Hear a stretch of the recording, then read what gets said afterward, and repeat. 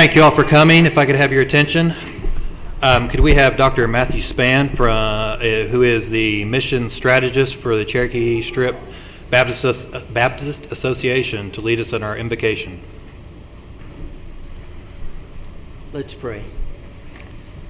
Our most gracious Heavenly Father, as we come before you this evening, we want to praise you as the God of all wisdom, and we lean on you for decisions that will be made tonight regarding the future of our schools and the future of our kids and the teachers and all that invest in them. And we do pray that you would honor the efforts, the time and energy put in by administrators, by teachers and coaches and all who invest in our students, that our future would be brighter and we'd have a great hope looking ahead because of the time and energy we've invested in students. And we pray that each one of the students that we invest in would be mature and responsible citizens that will make a contribution to our world and make an impact because they've learned and been educated in a way that teaches them how to make a difference and how to make an impact in the world. All these things we pray in Jesus' precious name. Amen. Thank you, sir. Thanks, sir. With that, call the meeting to order. Let the record show that all members are present. Brings us to recognitions. Tonight, our spotlight student is a student at Prairie View Elementary School, and I'm going to let Miss Sherry Hendry introduce him. Good evening. I'm Sherry Hendry, principal at Prairie View Elementary, and I have with me Miss Clara Baker. She is a fifth grader at Prairie View, and her parents are Dora and Michael Baker. And she has participated in Palm and Cheer, and now she's doing Running Club, which she did today at Prairie View. That's one of our new activities that we're doing this year. She dances for KM Dance Company, and she's a member of St. Matthew's Church. She likes to listen to music, do art, and take care of animals. And she has a wonderful family, and she is proud that she was chosen for this award. And I'm going to let her say her favorite thing about Prairie View. My favorite thing about Prairie View is that everyone there is loving and kinding. Oh, good job. Thank you. All right. Would everyone please stand for the presentation of the colors?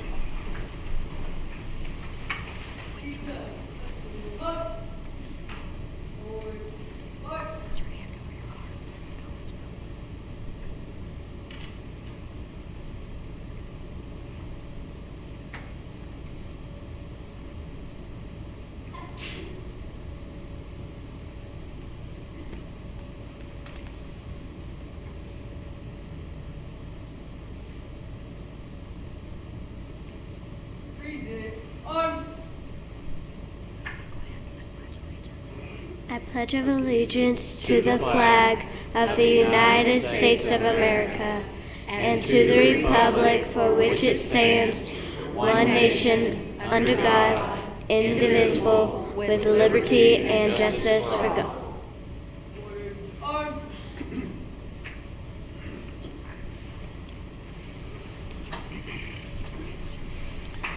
All right, thank you, Clara. Good job. And anybody wants to get a picture of Miss Clara, come on down. Mom, you didn't bring your camera? Hang on, we got Mom coming around the horn here. There we go.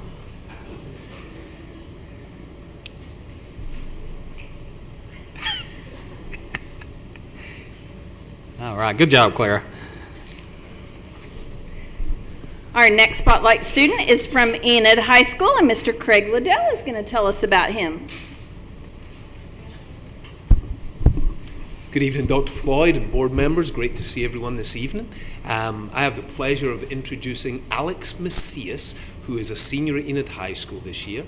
Alex is the son of Daniel Macias and Jessica Macias. They've got a really neat story that he'll actually share a little bit on, and how they're connected with their family and some of their coaching. Daniel is actually a 3-sport letterman, and he's varsity in all of his activities at Enid High. He is a leader on the football team who are battling and doing very well this year. He'll run track in the spring, and in between he's a power lifter. So he's got a lot of really cool things going on. So that's his athletic pursuits, his athletic endeavors. But he's also a member of National Honor Society. He is in student council. He is our class president for this class of 22, as elected by his peers. He is in a couple of concurrent classes. He does composition and also college algebra right now. And he is also a couple of AP classes in human geography and statistics. So absolute stud in our eyes. And I'm going to turn it over for Alex to say a few words. All right, so first off, I want to thank Mr. Liddell for choosing me for this, and Dr. Floyd and the whole board for having me up here. So as a military family, you move around a lot, and sometimes not easy to adapt to places. But when I moved here in 7th grade, I went to Emerson Middle School, and it was easy to get along with people there, and I felt welcomed. And then after that, in 8th grade, I went to Waller, and it was the same place there. I moved again, and they were all super nice to me. And I went up to the high school. Everyone told you you're going to be a freshman, it's going to be scary, but all the principals, they were nice to me, the teachers, they were nice. I mean, everyone there was nice to me, and it helped me accelerate in everything that I did with, as he said, I have a 4.1 GPA. I'm a class president. I do concurrent classes, and none of that would have been possible without the help of everyone here. So thank you, guys. All right, thank you, Alex. Good job.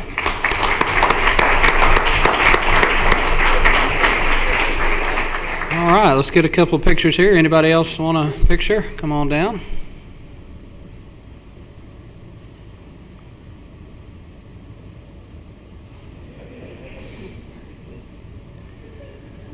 All right, good job, Alex. We're proud of you. Thanks for coming tonight. Our next recognition is our very own Hoover Elementary School. If Miss Tanea Artman would come up here. I'm going to have Miss Artman tell us about their big award.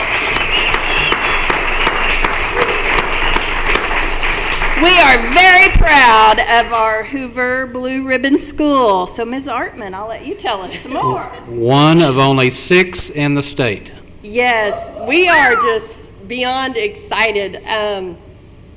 So the process starts the spring before. So last spring, we received a call from the State Board of Education, and they said that they were nominating Hoover for the award. And there's 2 categories you can qualify in. One is high achievement, which Hoover got in 2012 with Ms. Karen Heiser. And then this year we were nominated for closing the achievement gap. We've been working extremely hard to close that with our students. And so when I got the call, I was excited. I got the group together, and they were like, we're going to do this. There's a lot of writing that goes into it. We have to prove that we are doing something. And so we had a lot of essays going in. The team collaborated and wrote it all out, and we sent it into the, I'm trying not to get emotional because I'm so excited for them. We sent it into the national level, and they approved it, and they checked our stories and all of that. And Dr. Floyd found out for us before they made the formal announcement with his connections, contacted Senator Langford. And so Dr. Floyd actually told us first, which is very nice because we have somebody in-house telling us. And I was sitting in a kindergarten classroom watching a class, and I had to leave because I was tearing up, and the teacher keeps looking at me, and I'm like, oh, it's not a bad lesson, I just got to go. And so I got up, and I went down the hallway, composed myself, and then I sent the whole staff and email, and we told the kids and the little first grade team as they were walking down the hall, they were like, Mrs. Artman, we got one of those blue ribbons, you know, they go on there like you win at the fair. And so our kids are beyond excited. But we got this award because of all of the staff's dedication. Everybody from my custodian to my TAs to my kitchen, there's not a single person in my building that when we're shorthanded doesn't step up and do the right thing. Because at the end of the day, it's all about our kids. Mm-hmm. And my staff makes home visits. They make great relationships with their families. And one of the compliments that I get all the time from visitors is that Hoover feels fun and friendly when they walk in the door. In fact, every morning we have a greeting team for the kids. As soon as they hit that pavement outside those doors, they're greeted, they're hugged, they're asked personal questions. We know each and every one of them, and that is why we are making a difference, because we truly care about each of those kids coming into our building, and we're working extremely hard. So I'm just a proud mama right now. Yeah. So anyway, but Well, what an outstanding accomplishment, and to be one of only 6 in the entire state is just phenomenal. So in just a minute, we're going to call the entire staff up here, and appreciate all of you guys coming.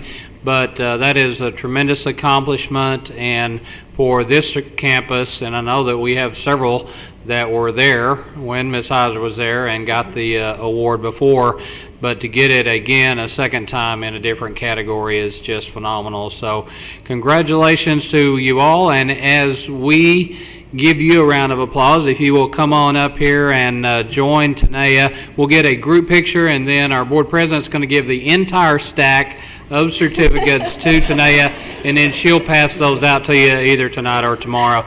So come on down and we'll get a group picture, and congratulations, we're very proud of you.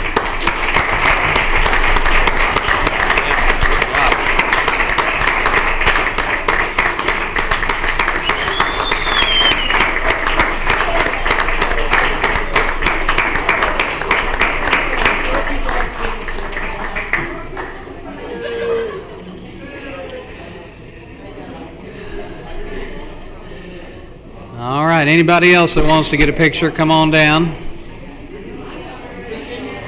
All right, Miss Jane, just put them where you need them.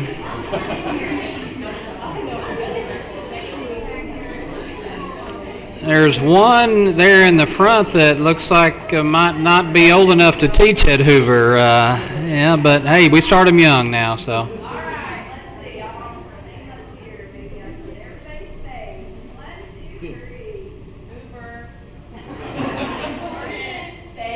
Hey, great job. Well done.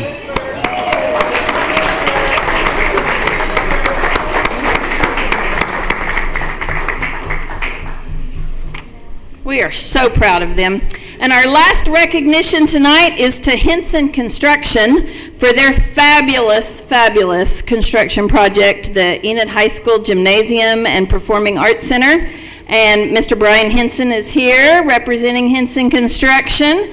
They received the Association General Contractors of Oklahoma 2020 Build Oklahoma Award, and Dr. Floyd had that on display for us at the last board meeting, but we wanted Mr. Henson to come and tell us a little bit more about that, and for us to say thank you for our beautiful facility. I was happy to brag about it at the UCO Career Fair today. So yeah, absolutely.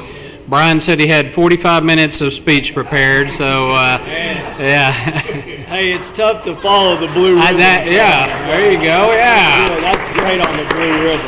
That is a tough act to follow. That is, yeah. That's cool. For the one of 6, that's really neat. It's something to be proud of. But no, the Enid High School Gym Performing Arts Project, we entered it with the Association of General Contractors from Oklahoma and throughout the state. This project won in the $20 to $50 million category for the facility, won the award for the whole state of Oklahoma in that category in the education. And I think Dr. Floyd, you'd seen some of the brochure and showed some of their project. And so it's a fabulous honor, not only for our community, but for the school and all of us involved, because it is truly an iconic facility and building for our area. And I mean, all you guys know from the pre-plan, get the bond issue, and all the many hours and years before this it took a lot of time, and you all need to be commended, but it's just neat. Projects don't come up very often in our community that win statewide for this, and so we just wanted to give you guys a copy of the award, and on behalf of Henson Construction, we appreciate being a part of it and being entrusted to build that facility and these other ones in our community that y'all did on the bond issue. And it's pretty humbling because, you know, a 1982 graduate in high school, you remember the old part of the building, you walk out and that all used to be houses and parking lot, and I called a lot of other things, and you never thought, as a kid, you thought, man, this is all the bigger the high school's ever going to be. And you look from 82 to now, when they started not letting the cars circle the high school, and the windows were all open if anybody was around then, and C added on, redid the cafeteria and redid the school, and then the university center, and then this. It is an unbelievable complex. And, like I said, whether we were a part of it or not in construction, just being a person born and raised in Oklahoma, it's remarkable, and it really is. And I just don't feel like there's enough recognition for what you all have done and put the time and effort, because it is truly spectacular. And like I said, I'm not saying that because we were part of it and got to build it.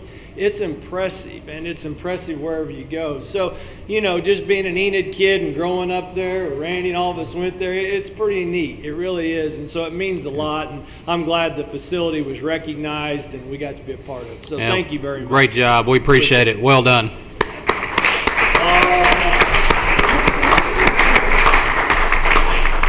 Well, and while they're taking a picture there, I will say that it is not only a point of pride for us, Brian, but also Enid High graduates that came through there before. And the bottom line is that it's good for kids and this school district and this community moving forward for generations to come. And we appreciate your part in that. Appreciate the job you did on that project and all the other projects you've helped us with. Thank you very much. Good job. Yes.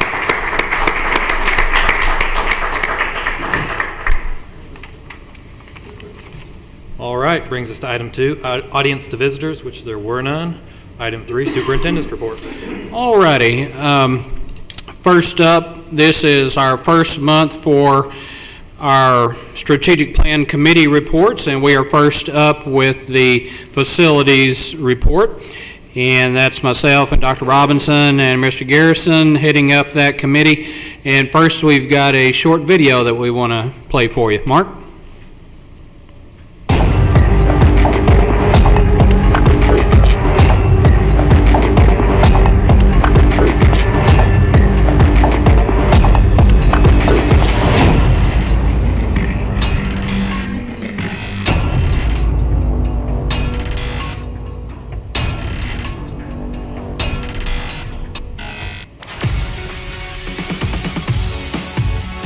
With the completion of Enid Public Schools' new competition gym, along with 2 state-of-the-art concession areas and a large hospitality and meeting room, it is the perfect size to accommodate large crowds, as well as 4 large locker rooms.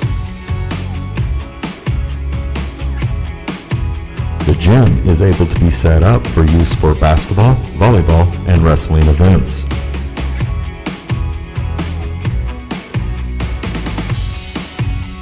Built in 1999, David Allen Memorial Ballpark is recognized as one of the finest small-town ballparks in America. Home to Enid High School and Northern Oklahoma College, David Allen has also hosted the NJCAA Division II World Series since 2009.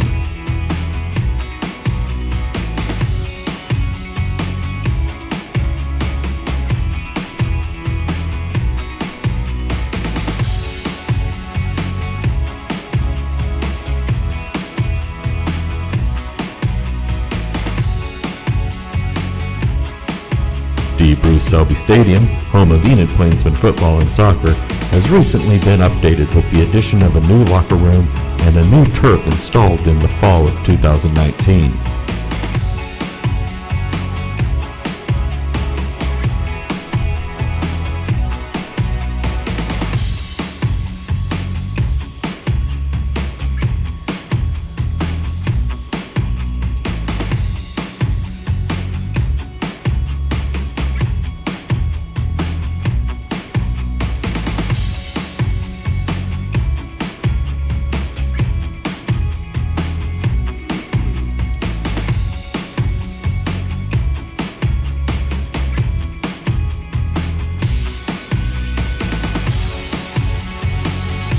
Pacer Field, located in Meadow Lake Park, hosts Enid Pacer softball and has recently been updated with a new playing field.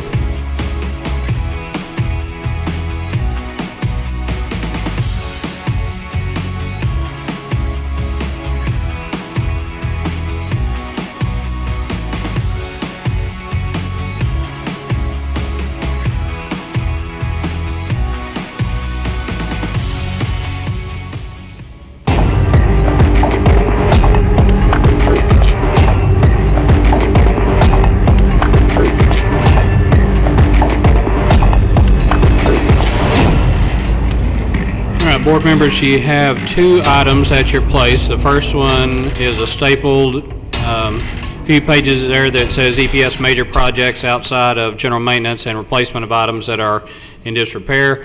And part of that is the PowerPoint presentation that Dr. Robinson is going to go through. And then you got one large sheet of paper. Sam, we appreciate you blowing that up for us so we can actually read it. And there are three different columns that Sam is going to go through with us here in just a minute. A lot of this information is really the same information in two different formats. Dr. Robinson?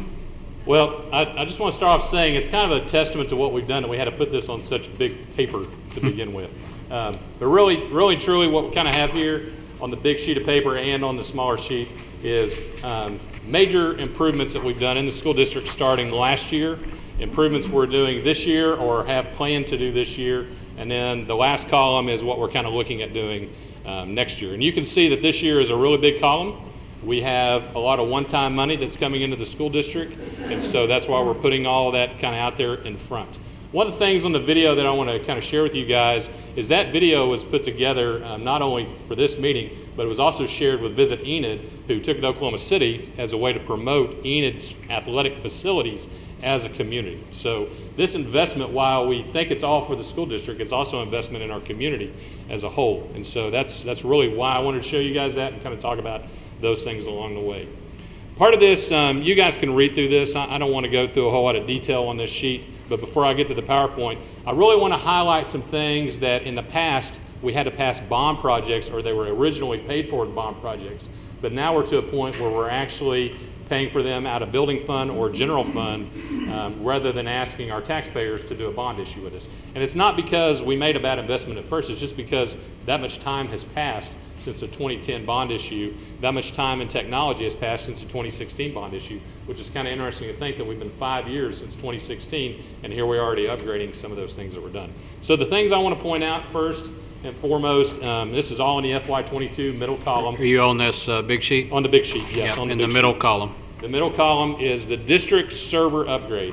We are in the middle of that server upgrade. There's some of those components we haven't gotten in yet because of that supply shortage going on, but that's a $500,000 investment that was originally, believe it or not, done in 2016 with that bond package that was passed, and now we're to that point where our warranty has basically expired, our service plan, they can no longer provide service on that equipment, so we're paying for that server upgrade at $500,000 to make sure our IT and our infrastructure continue to move forward and be in the place we're accustomed to them being. We're looking at tonight lights at David Allen. Originally, the lights at David Allen were put forth with a community project and a community plan, and so part of our agreement with them is we're to continue upgrading those maintenance items. The lights are part of a maintenance item.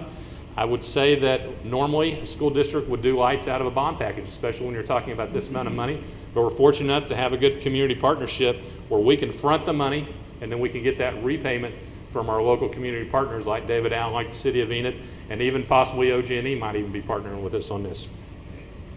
The other one is the lights at the EHS track. That's part of that. Again, when you're doing two major lighting projects, you would think that would be part of a bond project, but we're able to do that. We're turfing. The turf was just finished. I wish I had a picture for you today. They just finished turf at Fowler's playground, so that way they now have an all-weather playground out there where they can play on the wood chips. They also have a turf area where, so no matter what the weather condition is, they no longer have to worry about mud and grass and those kind of things. It's not huge, but it's large enough that when I was out there today and I told that pre-K class, you guys can go get on the turf now, those kids started like rolling around and going, it doesn't itch. And this one little kid, he actually came up to me, the Hellas guy, and Bill Mayberry was there, and he goes, thank you for the green grass. Yes. And then he said, and then as we're leaving, he goes, the same kid, he goes, I'll be sure to call you guys if something goes wrong with this. Yeah. So I don't know what they're teaching him at Fowler, but it's working. He's already construction management as far as I'm concerned. So when I talk about bond issues, at Garfield and Prairie View, they have a rubberized playground surface that was put in 2010 when those campuses were built with bond money. Those rubber surfaces are wore out. They have loose rubber on them. They're really kind of a hazard, so we're going to cover those with turf, and hopefully we're going to get 20 years out of the turf versus the 10 years we got out of the rubber. The good thing about the rubber is it still provides a nice cushion padding that's going to be underneath the turf, so we still get that good resilience of the rubber underneath it, but with a nice green surface on top. Then going on down there, we are, this year, again, we haven't got all this equipment in, but we're replacing a lot of our old and almost worn out cleaning equipment, like our big chariots we ride on to clean floors. We're buying a ride-on vacuum to take care of our band room, music room, our big carpeted spaces at Enid High that it was taking us 4 hours to vacuum those rooms alone. So imagine every day spending 4 hours. We're buying that equipment, and that equipment was originally bought 2010, some of it 2016 bond issue that we're now replacing and buying out of Fund 21 and Fund 11. The other thing, the orchestra lockers. Whenever we did Waller, that was part of the bond project, was to add lockers for their band room. We didn't include orchestra. I wasn't here for that decision making, but we're paying for those things this year now out of our building fund to get that covered. New stage flooring went in at Prairie View, Adams, and Hoover. And I include Prairie View on there because Prairie View stage is not really that old. It's 10 years old, but it needed repainted. We knew that if we repainted it was just going to end up scuffed up and marked up again. So we're going with it's a very similar flooring to what we're using in our weight rooms. It's kind of a rubberized, so it gives you some sound resiliency, and it's going to hopefully give us a 20 to 40 year life on that floor where we don't have to worry about anything going on with that. And we put that in at Prairie View, Adams, and Hoover as well. New window shades at Monroe. That was originally a 2010 bond project.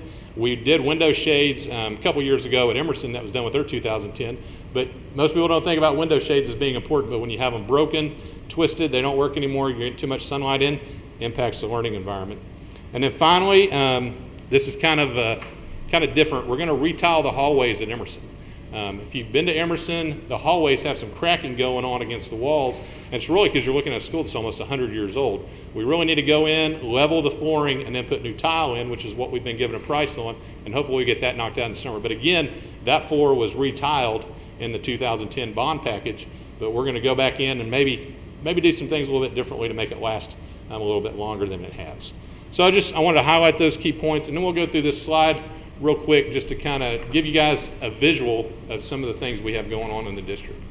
So one of the things we've done is we've remodeled several bathrooms. And board members, you have copies of this PowerPoint in your stapled packet if you want to follow that way. So on the top left, there's a bathroom there, and I know, why is there a picture of a bathroom? Well, this bathroom's been remodeled. It just doesn't have the divider stalls in it. Those are on back order, one of those supply things.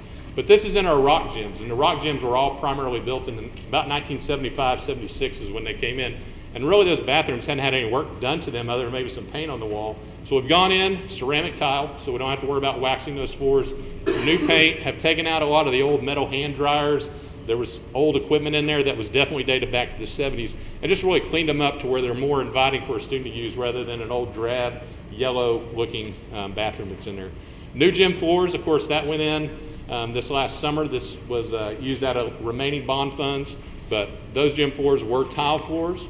We have put new carpet into Adams and into Eisenhower, and so hopefully after Christmas we're going to do the first floor of Adams, and that will, I believe, and Randy might have to correct me on this, that should have every elementary classroom now with carpet in their classrooms.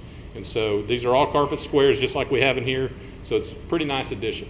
Then going down the bottom left, that is actually the Glenwood Library. That library, if I'd have taken a picture of that back in June, it was all open. And it was open to the other classrooms, the hallways were open, and they needed a closed-in space because if the library got a little excited, every classroom could hear it. If the classroom was a little bit excited, everybody in the library could hear it. So now we've actually closed in their library from the 1970s, 80s design that it was for the open concept is what it was built for. Close that all in, new library furniture, pretty significant investment that we did it out of building fund for the most part.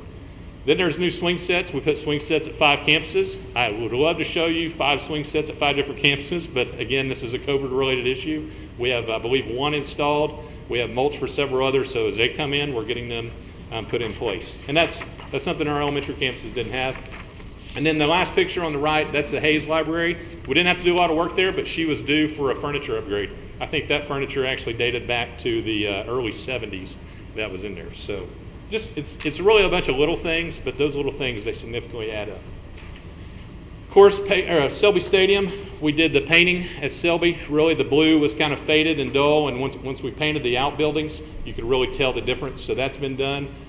Over at Waller, I don't know how many of you guys, that middle picture, are familiar with Waller, but where all that concrete is, that used to be dirt. And before it was dirt, it was just dirt because kids wore the dirt out at Waller, waiting, playing, doing whatever. So instead of having them waiting and playing in dirt, now they get to wait, play on concrete that's going to keep them cleaner, keep our schools looking better and a whole lot nicer. And we put new sod in around that and talked to Mr. Mills. He said those kids have been really respecting the new grass and staying off of it, which tells me that when you take care of facilities and you show them things, they're going to do what it takes to upkeep them. And so the Waller project I'm really pretty proud of because it's made a big impact at that campus.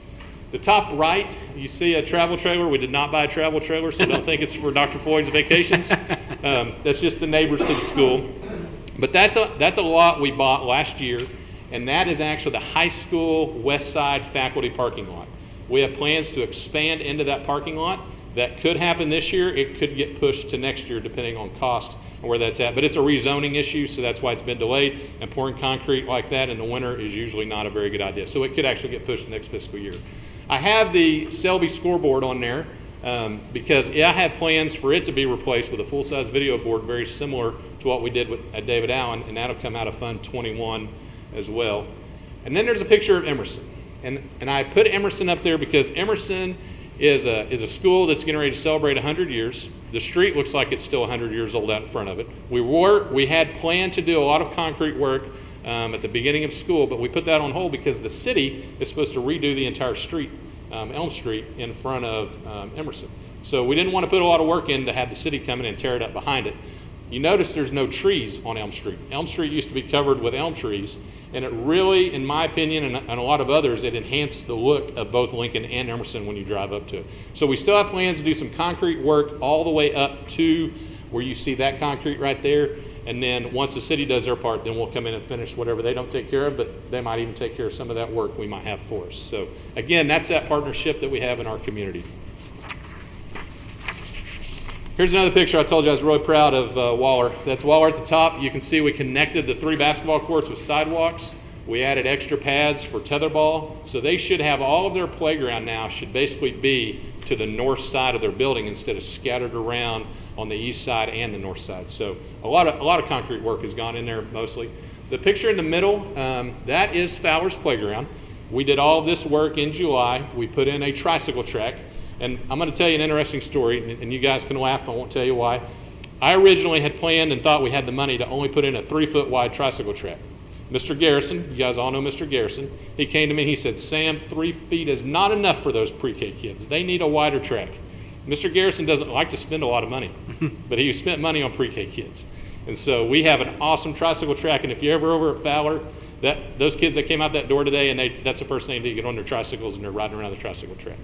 There's a little square area there that has a yellow and blue animal in it. That's what we actually turf. That's why I wish I had a picture of it, because just imagine that popping green in that big square right there and little kids playing all over it. It's pretty awesome. The tennis courts on the top right, that's a project that's in the works with the city, where those tennis courts are city-owned tennis courts, but we utilize those tennis courts for everything we do in the school district. They really need to be redone. We have grass coming up to them. They have huge cracks in it. And we need to do it for our own students. And so, but it's the city's own court, so we have to work with them to get that project done. The city is committed to splitting that cost with us. So to me, it's a worthwhile endeavor to work with them to get that done. And then finally, there's a picture of Emerson, and that's really the area that's the most impacted by students that we need to take and correct and fix. And so that's on the future plans to get done, hopefully this spring, with that work. Again, we have to make an investment in our students. We have the funds to do it, $250,000 to $750,000 a year. This year, we're going to spend well over $1 million.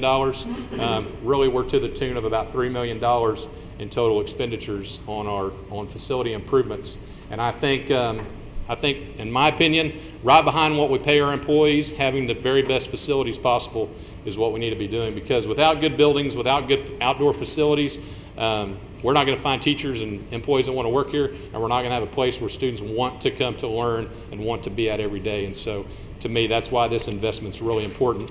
And to me, it's important to do it without asking taxpayers for more money if we can. So, sorry to be long-winded on all that. Yeah, I appreciate the report, and I think it's good for board members and the community to be able to see that all on one sheet or in one presentation, because a lot of people think about facility improvement just as it relates to the 2 bond issues, 2010 in 2016.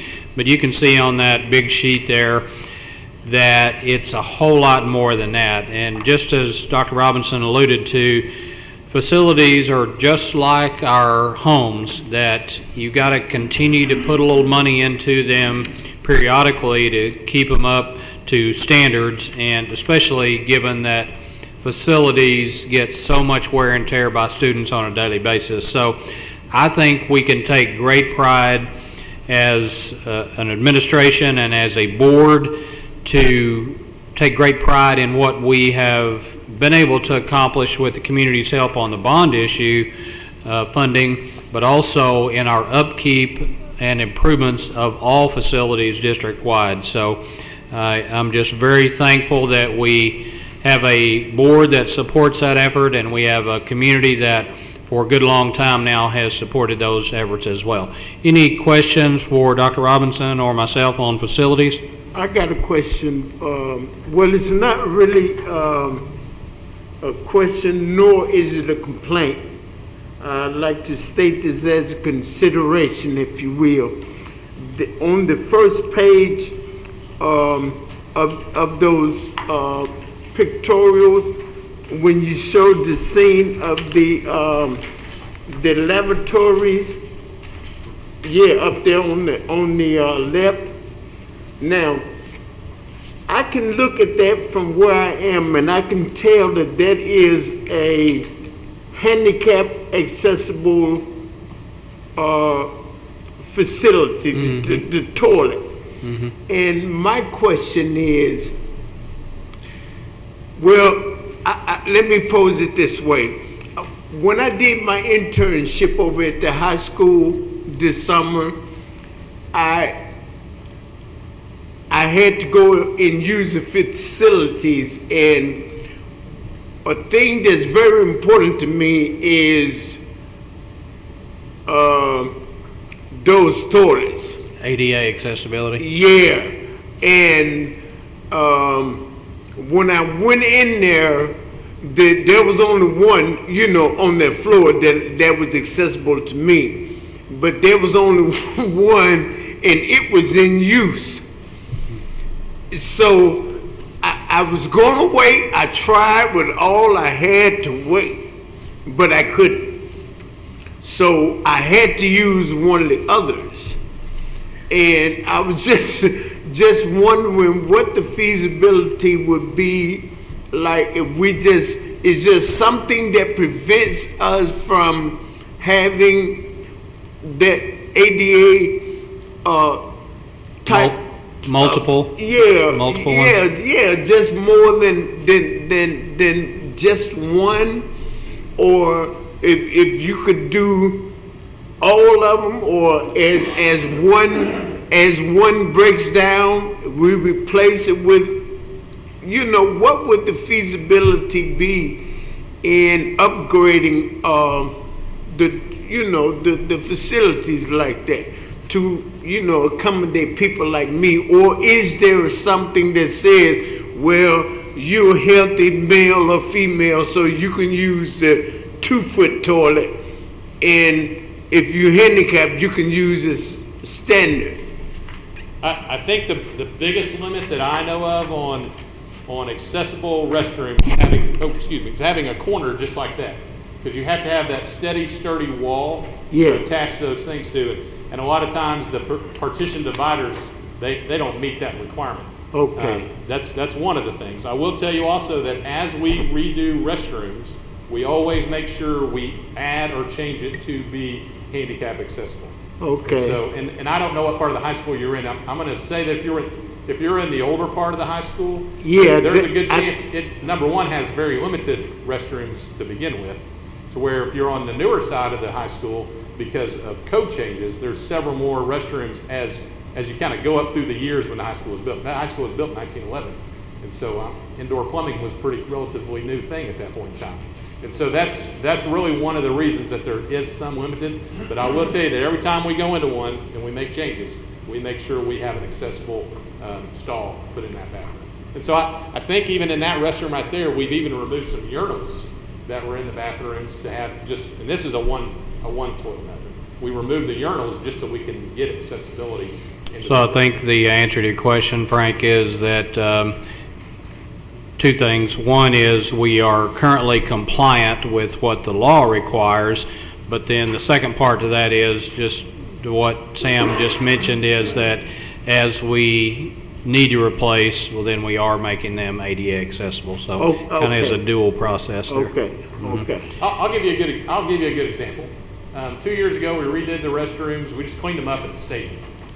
And I walked into one of the handicap accessible ones, and it was a 1960s toilet with some kind of piece of plastic added on top of it for ADA height. Wow. That change was made. We widened the stall, we redid that.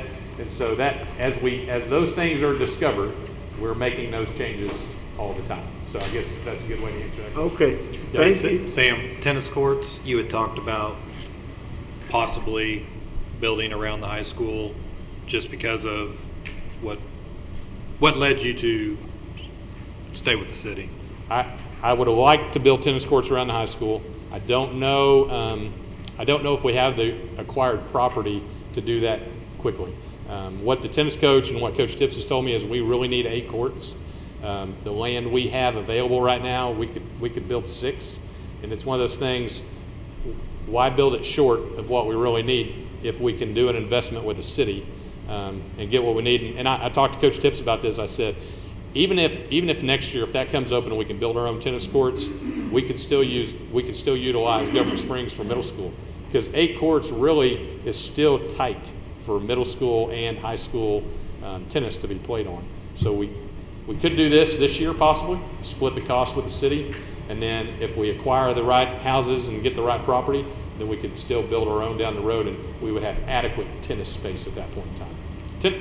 It's not the cost, it's not those things. It's really I want to do it right once. Right. So, and that's the government. Let me say this too. That's the Government Springs problem.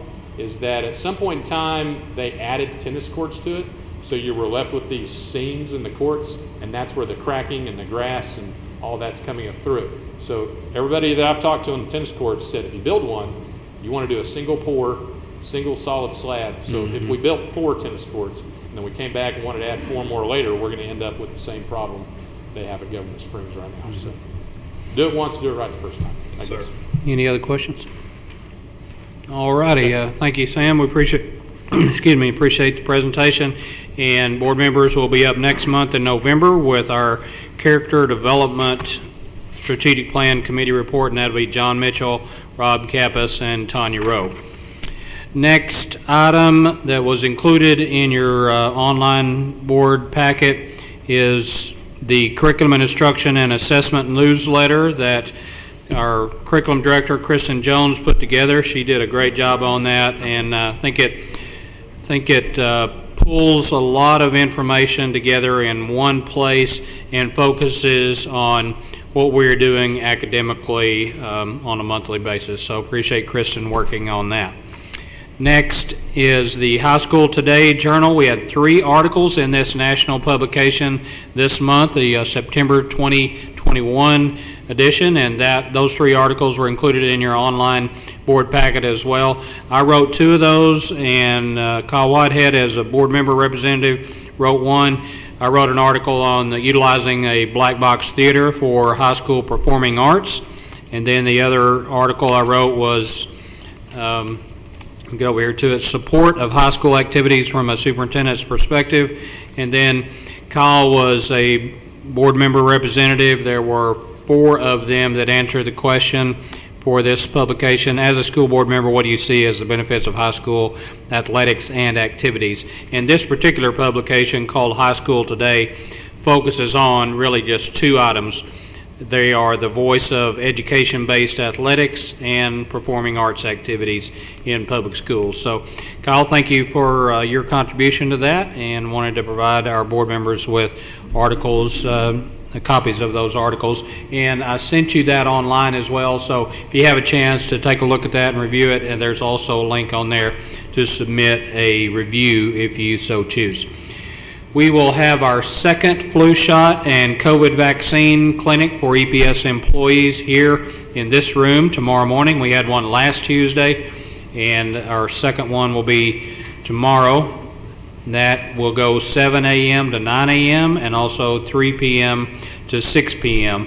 And they can get their flu shot, their COVID vaccine shot, or their COVID booster shot. And Kyle and Evans Pharmacy has helped us out last week, and they'll be back tomorrow to help with is that all vaccine shots or just the booster? Just a booster shot. So appreciate our head nurses kind of organizing that for us, and appreciate Evans Pharmacy for helping us out with that as well. Next, 2 board member training sessions Dr. coming White, up. Yes. Dr. Floyd, before we get too far, I just wanted to say, I read the articles, yours and Kyle's, and I'm proud to be listed among disorder board members. And Kyle, how you addressed the topic that you were asked, it made me feel proud to be part.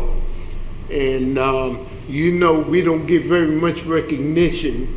So in the interim, I would like to just recognize you for standing up and standing tall and speaking so forceful. And you make me feel good. Agreed. Yeah, thank you, Kyle. Thank you, Frank. We appreciate that. Oh, I ain't taking nothing away from yours. Thank you, sir.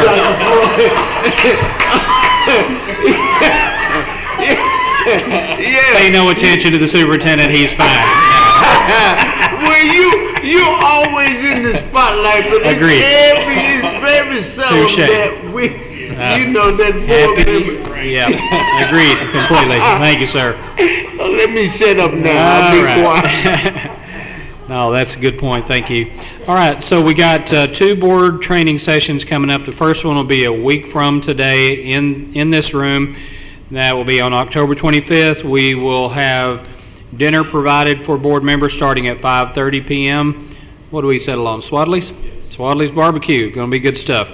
And then 2 OSSBA members will be here, Dr. Ann Kane and Dr. Joe Ciano. Dr. Kane used to be superintendent of Stillwater, retired, and then worked with the School Board Association now. And then Dr. Joe Ciano was superintendent at Norman and retired, and now he works for the School Board Association. So they'll be, they'll be here to conduct the board training. We'll start roughly at 6 and go to roughly 8:30. Board members present will get 3 hours of board training credit, so that's good. And then fast forward to Thursday of next week on October the 28th. We will leave from here at 4:45 p.m. and make the long trip all the way to Covington Douglas, which is not very far. So we'll be over there. We'll leave here at 4:45, get over there, and start. I believe the meeting starts at 5:30. They'll provide dinner there as well, and we'll go roughly to 8:30. Again, you'll get 3 hours of board training credit for that, and then we'll head back. So we'll have 1 or 2 Suburbans ready, and we'll have whatever we need to get us all over there together at one time. But Thursday, 28th, we'll leave from here at 4:45. I believe Carol has contacted all of the board members, and if I remember correctly, everybody's good to go on both training sessions? Yes? Good. Did you decide you want to join us or no? Sir, I'll be here Monday next week, but I will not be at the second session. Okay. Appreciate it. All right. Looking forward to it, and I'm glad we're able to get board members their 6 hours of training credit that way. Enrollment numbers, we are at 7798, which is 13 students up from last month. So we are moving in the right direction. So that's good news. At the varsity football game this Friday night, we will be recognizing Mr. Carl White, longtime CFO for our district, and he will be inducted into the EPS Education Hall of Fame at halftime. I believe, let's see, I forget now, were we going to do that at the beginning or after the band? I don't remember. Do you remember?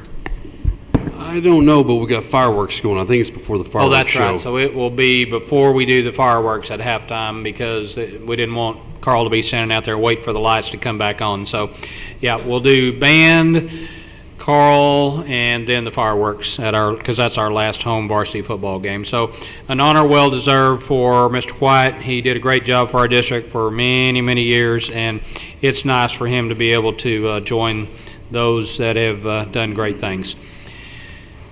Next. So I told you that we will continue for the next few months at least to put this item on the agenda, but I don't believe it takes any action, or I'm not recommending any action on this tonight. But the item H, discussion and possible actions to approve the continuation of the current COVID procedures for EPS or to make revisions. Personally, I don't believe there is a need to make any revisions. I think we can look around and see the boards around the state and the nation that have kind of flip-flopped and done things differently every other month, and they, I think, would wish maybe they hadn't done that. I think the decisions that this board has made have been the right ones that have been best for our school district, and we are now seeing the number of positive cases continue to decline, and we have today, as of today, only 9 students that have tested positive in our school district of 7,800 students, and only 3 adults or employees that have tested positive. So that's good. We're moving in the right direction, and I'm happy to recommend that we continuing on. Everybody good? Yep. All righty. Awesome. Thank you. I believe that is the extent of my superintendent report, Mr. President. Thanks, sir. Brings us to item 4, regular business. Items A1 through 7 can be taken together. Do I have a motion? Move we approve. Motion by Tori. Second. Second by Joe. Any discussion? All those in favor? Aye. Any opposed? The motion carries. Item 4B, discussion and possible action to approve the district's financial report. Dr. Robinson. Well, as you just heard on the facilities, how much money we're spending, finances are in really good shape. Collections are actually above where they were this time last year, which is expected, and that's really because we're receiving more state aid than we did last year at this time. And we also have federal claims out there, and those really haven't started coming in yet, but they will very soon because we made actually our first one on our ESSER 2 funds for July through August 2 weeks ago. So things are looking good on that front. There's really nothing new to report on the finances. Everything's in really solid shape, and just need to keep the boat moving forward, I guess, so to speak. So any questions, I'll definitely take them. Do I have a motion? Motion to approve. Motion by Matt. Second by Frank. All those in favor? Aye. Any opposed? The motion carries. Item 4C, discussion and possible action to approve the annual election resolution number 662 for the 2022 school election board for seats 4, 5, and 7. Dr. Robinson. I need to make this very clear as a public statement that this is not just an election. It's an election only for electing board officers. It's not an election for millage. And so that has to be stated because we don't change our millage every year like some school districts do. And so yes, it is for places 4 for Joe Blackwood, position 5 Matt Lohman, and office number 7 for Chad Mance. And Chad, sad news is you have to do this again in 2 years if you're reelected to the position. So lucky you. Yeah. So anyways, that's why we have 3. That's the unusual part of this that we're normally not with. So just need approval so I can take this to the election board and we can get moving. There is also, I gave this to you guys the last board meeting, but just a Cliff Notes version of what it takes for a board member to file and all the dates and all that good stuff that's on there. And we're going to have this well filed before November 16th. Plan is to get it there tomorrow. So Move you we guys just approve. have to take care of your part. Sorry. Motion by Tori, second by Joe. All those in favor? Tori and Joe. I did. Sorry, Dr. Robinson, for cutting you off. Aye. All those in favor? Thank you. Let's try that Jeez, again. Tori. We had a motion by Tori and a second by Joe. Yeah, Somebody's got to do it. All right, all those in favor? Aye. Any opposed? The motion carries. Item 4D, discussion and possible action to approve the board resolution number 663, allowing the Enid Public School Foundation to be eligible recipient of accepted qualified donations pursuant the Oklahoma Equal Opportunity Education Scholarship Act, which becomes effective November 1st, 2021. Dr. Robinson. Okay, the Oklahoma Equal Opportunity Education Scholarship Act has only previously been available to Oklahoma private schools. Because of a law change in 2021 legislative session, public schools and public school foundations are now able to offer similar tax credits to individuals or organizations who make financial contributions. I wish I had more information to give you guys than that, but really it's kind of between the person who makes the donation and their tax preparer on how those credits really work. If I had more information, I'd definitely be willing to share it, but it has significantly increased the off-the-top tax credits that an eligible donor can give to either Enid Public Schools or the Enid Public Schools Foundation once we take this action. Well, and as Sam said, it used to be only available to private schools, but Representative Caldwell was a part of pushing this issue so that public schools could participate as well. So it's really win-win.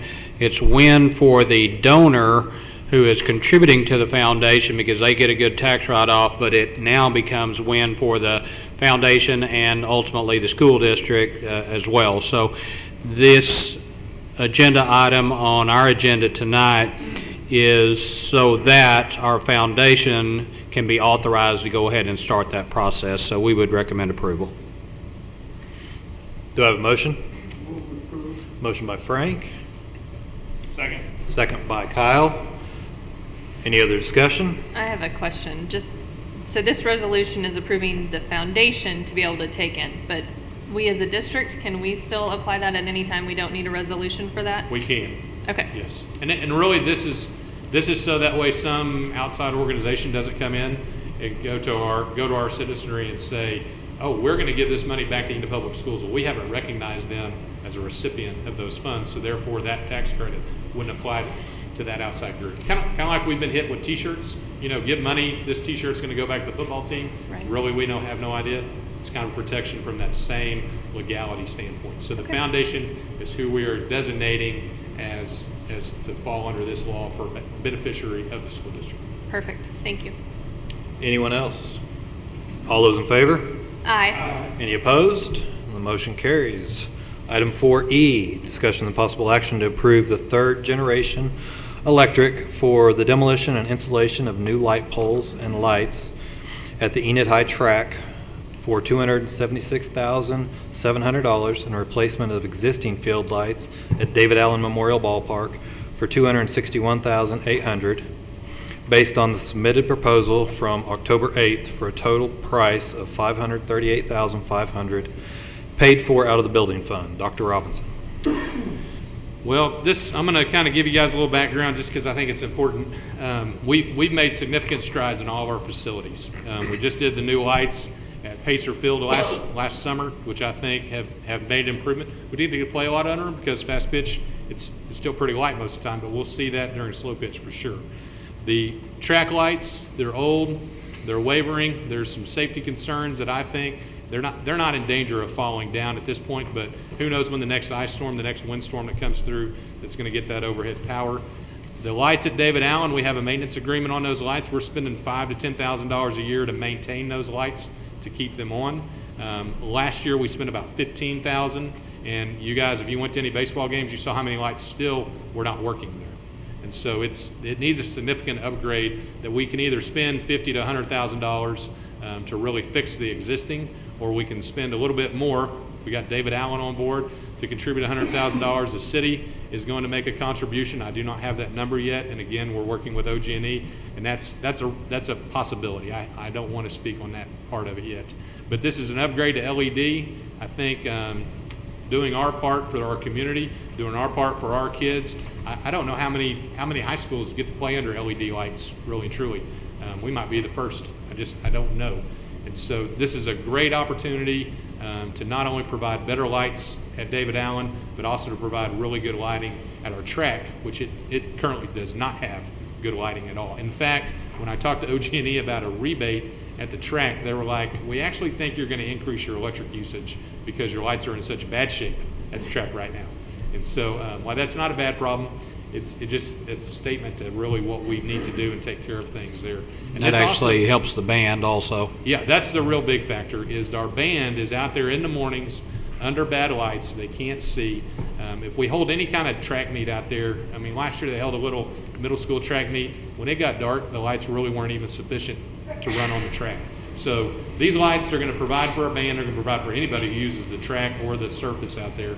And they're also going to have night lights on them. So if you go out to the track at night to walk, there's going to be night lights that are going to illuminate the track for our community to use the track in the dark without turning on the big lights. So I think it's a worthwhile investment, and it's a long-term investment that's going to pay off for the next 20, 30 years, hopefully. So. I agree, and the partnership that we have with the David Allen Board and the city and possibly OG&E, I think is win-win-win. So I think we need to take advantage of that partnership and the lighting fixture improvement. Now, just for the record, David Allen, we're replacing the light part, but not the poles. So those poles will stay, and then the track improvement he already talked about. So I think it's win-win-win, and I would recommend approval. Do we have a completion date? It's January is the completion date, and I've talked to Third Generation about their supply issues. He says that Techline, who is the light manufacturer and the pole manufacturer, they have them sitting on the ground in Indiana, Iowa, wherever they're based out of. So he said there's no problem getting them here. It's not in the ocean by California? Not in the ocean. On a barge? Okay. Third Generation's the one that did Pacer, right? They did Pacer, yes. And I was really impressed with their work. They showed up, they were in and out about a week and a half, really, truly, total thing. And I'm expecting the same thing here. Yeah, just they did a so good you job know, there. in case you're interested, the poles at David Allen, they're going to pull the top fifth of those poles actually comes off. So they're going to pull the top fifth off, lay those on the ground, redo them, make them look good. So I don't want anybody to think it's going to look weird. It's going to be made to look like it's supposed to be there. So I'm excited about it. I think that the community part of David Allen with getting 13-year extension on the College World Series, and we can hang our hat on that. Whenever that College World Series comes here, it says Enid behind home plate, because that is our home field. And to put those LED lights up there, it's going to be a game changer for everyone.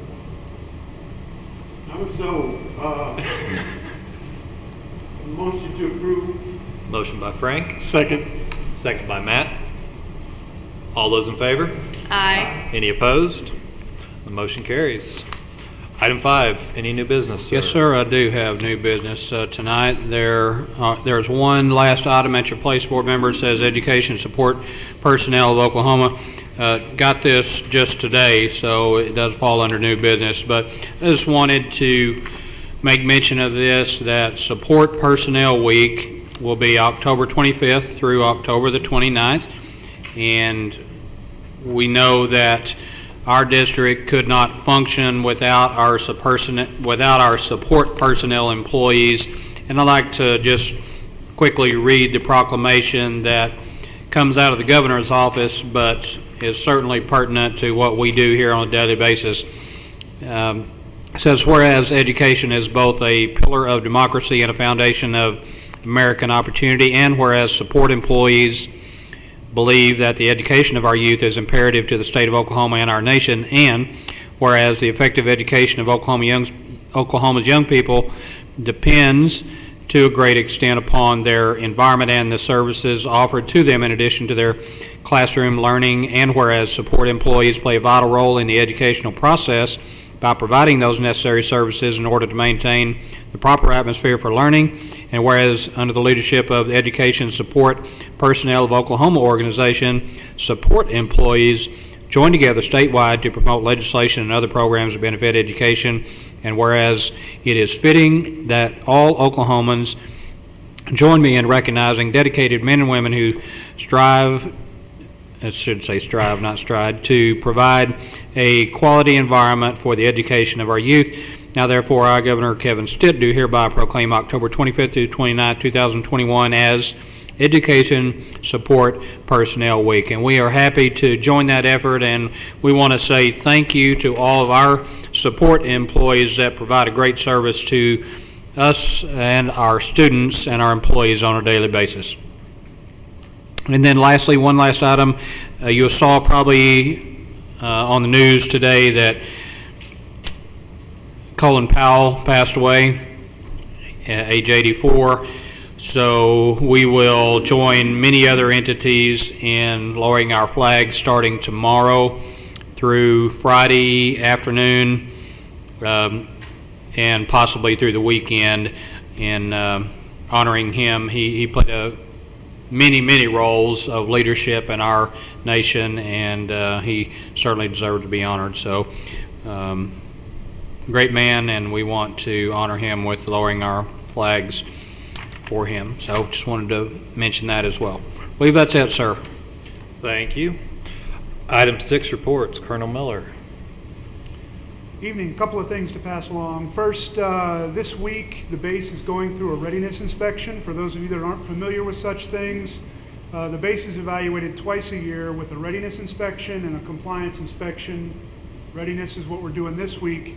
Where that matters is if you have folks, parents dropping kids off at Eisenhower or whatnot, there's a possibility you might see the base look like we're gearing up to go to war somewhere, complete with people wearing gas masks, running around the base, loading weapons into crates and stuff like that.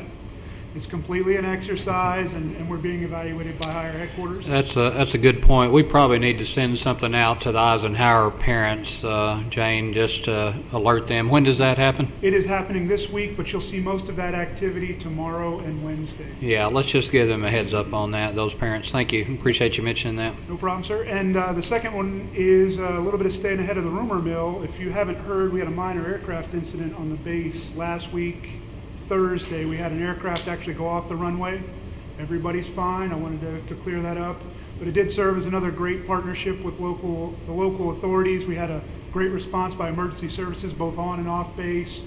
Aircraft is fine. Actually, it'll probably be flying again tomorrow. So just staying ahead of the rumor mill there. Barring any questions, that's all I have for you, sir. Great, thank you. Appreciate it. Board comments? All right, hearing none. Item 7. Special board meeting on October 25th, board training in the administrative building here at 6 p.m. Next regular business meeting will be November 15th here in the administrative building at 6 p.m. Brings us to item 9. Discussion and possible action to approve a proposed executive session to discuss the employment of those individuals or positions listed on the attached Exhibit A, the purchase or appraisal of real property, and/or pending litigation. Do I have a motion? Motion by Joe. Second by Frank. All those in favor? Aye. Any opposed? We are in executive session.